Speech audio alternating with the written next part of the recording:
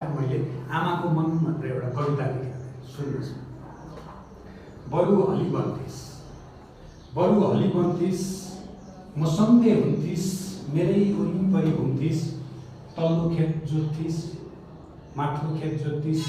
मेरै आँखा वरिपरि नाच्थिस, यो महामारीमा मैले नि दिएको खाजा खान्थिस, मैले नि पकाएको भात खान्थिस, मैले नि तताएको पानी पिउँथिस।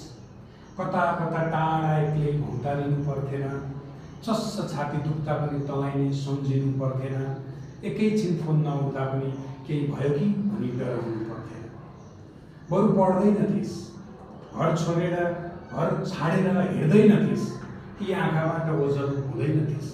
म सँगै हुन्थिस्, घर गुल्जार बनाउँथिस्, चाड पर्वको महत्त्व बढाउँथिस्, पापी पेट पाल्न भनेर कुद्नु पर्थेन, घरदेखि टाढा गई बस्नु पर्थेन, छोराको फी तिर्न भनेर झुक्नु पर्थेन, बरु घरै बस्थिस्, बुढेसकालमा हाम्रो सहारा बन्थिस्, रात बिरात टेक्ने लाठी बन्थिस्, अरूप्रति आशाका नजरले हेर्नु पर्थेन, कसैलाई केही भन्नै पर्थेन, अशक्ततामा कसैलाई गुहार्नै पर्थेन, बरु हली बन्थिस् म सँगै हुन्थिस्।